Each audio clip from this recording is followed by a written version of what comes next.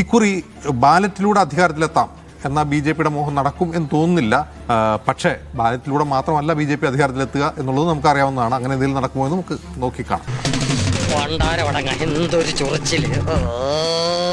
BSF, CRPF എന്ന് തുടങ്ങി സകലമാന കേന്ദ്രസേനയും ബംഗാളിൽ നിറഞ്ഞു നിൽക്കുകയാണ്. ഇതുവരെ ബംഗാളിലെ തെരഞ്ഞെടുപ്പിൽ ഒരിക്കലും കാണാത്ത രീതിയിൽ അതിശക്തമായ കേന്ദ്ര സൈന്യത്തിന്റെ പറഞ്ഞിട്ട് ഒരു പടം ഞാൻ കണ്ടു. ഒരു ടാങ്ക് ഡിപ്ലോയ്മെന്റ് ആണ്. സത്യമാണോ ഈ പറയുന്നത്? സത്യം ആയില്ലെങ്കിൽ ഭഗവതിയാണ് സത്യം. ഒരിക്കൽ പോലും അപ്പൊ ബംഗാളിൽ വയലൻസ് ഉണ്ട്, അവിടെ കേന്ദ്രസേന ഇറങ്ങാറുണ്ട്. പക്ഷെ ഇത് അങ്ങനെയല്ല. മുഴുവൻ എന്താണ് സംവിധാനങ്ങളെയും ബന്ദിയാക്കിക്കൊണ്ട് കേന്ദ്രസേനയുടെ ഒരു അപ്രമാദിത്വം അവിടെയുണ്ട്. ഈ അറിവ് എവിടെ നിന്ന് കിട്ടി? പത്രത്തിൽ നിന്ന് അടിച്ചു മാറ്റിയതാ. ഇത് ബംഗാൾ വോട്ടർമാരിൽ സൃഷ്ടിക്കുന്ന ഒരു കേന്ദ്ര വിരുദ്ധതയുണ്ട്. കാരണം ഇങ്ങനെയാണ് വോട്ടെടുപ്പ് നടത്തേണ്ടത്. ഇത് എന്തിന്റെ സൂചനയാണ്? ഇത് സെക്യൂരിറ്റിക്ക് വേണ്ടി തന്നെയാണോ അതല്ല വോട്ടർമാരെ ഭീഷണിപ്പെടുത്താനാണോ എന്നൊരു ചോദ്യം കൂടിയുണ്ട്. ബീഹാറിലും UP-യിലും തെരഞ്ഞെടുപ്പിൽ ആളുകളെ വോട്ട് ചെയ്യാൻ വരുന്നവരെ ഭയപ്പെടുത്തി തിരിച്ചയക്കുന്ന കാഴ്ച നമ്മൾ കണ്ടിട്ടുണ്ട്. അവിടുത്തെ പോലീസുകാർ എന്നിട്ട് ഇത് കേന്ദ്രസേന ഇങ്ങനെ വന്ന് ഇറങ്ങിയെന്നാൽ ആളുകൾ നിർഭയമായി വോട്ട് ചെയ്യാൻ വരികയാണ് ചെയ്യുക, അതല്ല ആളുകൾ പേടിച്ച് വീട്ടിലിരിക്കുകയാണ് ചെയ്യുക എന്നൊരു ചോദ്യം ഈ അവിടെ നിന്ന് റിപ്പോർട്ട് ചെയ്യുന്ന മാധ്യമപ്രവർത്തകർക്കിടയിലുണ്ട്. എല്ലാവരോടും എനിക്കൊന്നേ പറയാനുള്ളൂ, ഇതൊരു മഹാസംഭവമാണ്.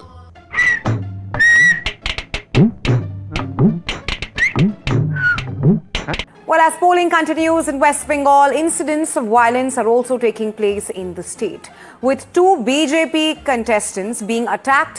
Shubhendu Sarkar, BJP's candidate from Kumarganj, was attacked at a local polling booth, being chased by attackers on the road.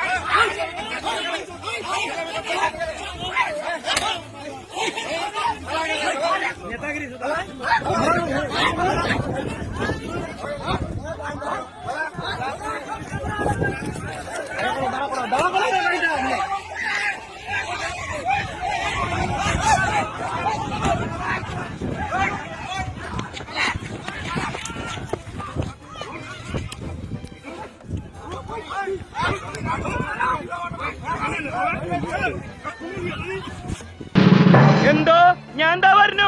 അതിന് തന്നാരും വിളിച്ചില്ല. വിളിച്ചു തന്നെയല്ലേ? എങ്ങനെയാ ആവശ്യത്തെ കാര്യങ്ങൾ ഇടപെടുത്താ പറഞ്ഞു കൊടുക്കണം എന്നെ പറ്റി.